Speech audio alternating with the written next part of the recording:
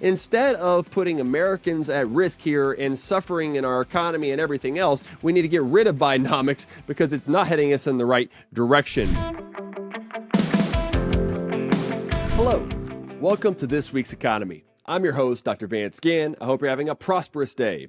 Well, today I'm delighted to talk to you again about what's going on in the economy. A lot of new information that's going on. And so let's get right to it. First thing I want to talk about is how the new CPI inflation report shows that it has remained elevated and inflation remains up. Imagine that. You see that when you go to the store and to the gas station and everything else here recently. And that's indicated by what's happening with CPI inflation. It was elevated at 3.4% over the last year. If you exclude food and energy, which of course we all buy, but if you look at the core prices, they were up 3.6% year over year. Now, those are substantially higher than the 2% inflation rate that the Federal Reserve would like, our central bank. And so that's something that's still got to come into consideration. There's another indication of why I don't think we're going to see any rate hikes for this year. I also don't know if we're going to see any rate cuts for the year. In fact, I think we need to see the Federal Reserve lower its balance sheet, cut its balance sheet by more than what they've been doing. As I've recently stated, they've talked about reducing or slowing the cuts from $90 billion a month to $60 billion, which I think is a bad idea because that's going to lead to more liquidity, more inflationary pressures that are going to be out there in the economy.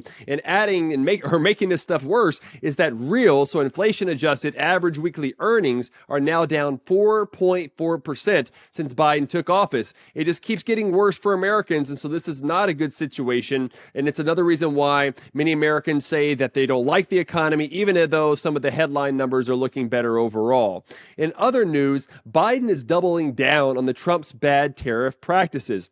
He had a tweet come out today, said he had just imposed a series of tariffs on goods made in China, 25% on steel and aluminum, 50% on semiconductors, 100% on electric vehicles, and 50% on solar panels. Of course, when you look at electric vehicles, a lot of those raw materials and everything else actually comes from, guess it, China. And at the same time, we only get about 2% of our electric vehicles from China. A lot of it comes from Germany, Japan, other countries that are our allies. And so this really isn't going to do much there. It will mean higher steel and aluminum prices, which of course hurts Americans. And so while Biden has said that he's not going to raise taxes on those earning less than $400,000 per year, he's doing this by raising tariffs. This was bad when Trump was doing it, and it's bad when Biden is doing it. What we need is more free trade, especially with our allies. And if you do that more, we can put more pressure on China to change up their bad trade practices that they have. I'm not discounting that at all, along with some of the foreign security concerns or national security concerns, but there's better ways to do that through free trade and by lowering the cost of doing business in America, by government spending less,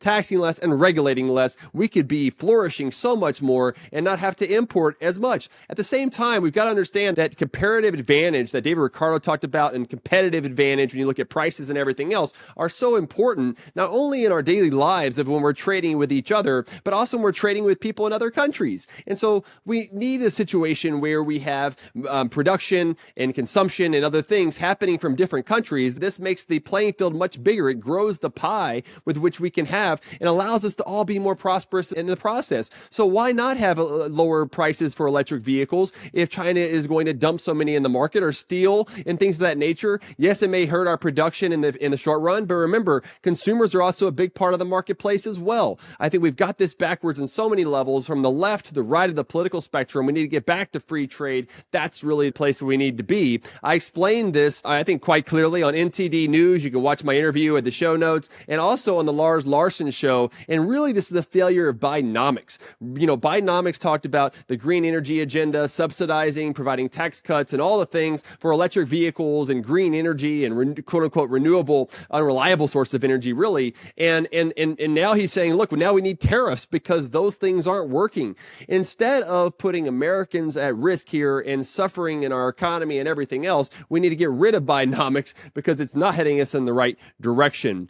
A lot of things going on in Texas recently on government schools and how, whether or not they were fully funded. And there's an argument out there that they are not being fully funded. However, when you look at the state school finance formulas, which are Republicans and Democrats have proved of nearly every budget cycle, they are fully funded. And they're being funded at close to $17,000 per child across the state of Texas. I don't know how much is enough. Do we want more? I don't think so, because what we're seeing is proficiency standards across the board are going down or remaining very low, and test scores are also going down or remaining flat. That's not what you would want to see when you continue to spend as much as being spent across the great state of Texas and in every other state at that. What I think we could do is, instead of subsidizing the rich so much of about $17,000 to $18,000 to go to a government school that doesn't meet the unique needs of each one of the kids, instead we need to have universal education savings accounts of about $10,000 to $12,000. That would not only reduce the cost, but it will subsidize people less in the process and get better outcomes, because now we can meet the unique needs of each one of those kids. Look, I would like to see the day where government's out of education entirely. Don't get me wrong, but it's in most state constitutions, like it is in Article 7